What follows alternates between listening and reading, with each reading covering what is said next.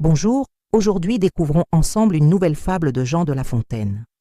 La grenouille qui veut se faire aussi grosse que le bœuf. Voici la fable. Une grenouille vit un bœuf qui lui sembla de belle taille.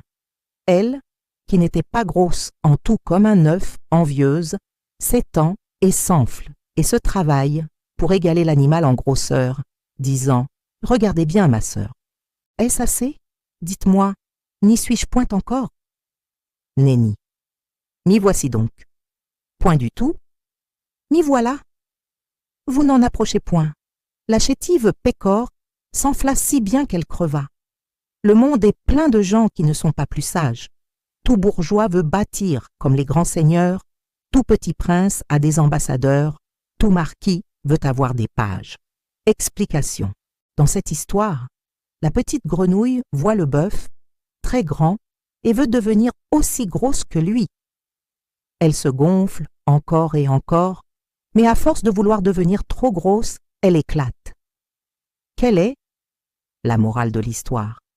Il ne faut pas vouloir paraître plus grand ou plus important qu'on ne l'est. L'envie et la prétention peuvent d'aimer nous nuire. Mieux vaut rester soi-même et accepter ce qu'on est. Si cette fable vous a plu, pensez à liker, à vous abonner à la chaîne et à activer la cloche pour découvrir encore plein d'autres fables de La Fontaine. Salut à tous! Aujourd'hui, je vais vous raconter une histoire fascinante de Jean de La Fontaine qui nous parle d'une petite grenouille un peu trop ambitieuse. Imaginez une minuscule grenouille, pas plus grosse qu'un œuf, qui aperçoit un jour un magnifique bœuf dans son pré. Elle est tellement impressionnée par sa taille majestueuse qu'elle devient folle de jalousie. Notre petite amie décide alors de se gonfler encore et encore, persuadée qu'elle peut devenir aussi imposante que le bœuf. « Regardez-moi. Est-ce que j'y suis ?» demande-t-elle à sa sœur. « Pas du tout !» lui répond cette dernière. La grenouille continue, s'obstine, se gonfle davantage jusqu'à...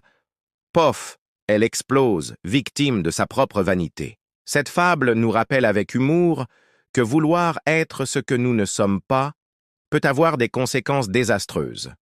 Comme on dit, il vaut mieux être soi-même qu'une mauvaise copie de quelqu'un d'autre. Si vous avez aimé cette histoire, n'oubliez pas de vous abonner pour plus de fables et leur morale pleine de sagesse. À bientôt!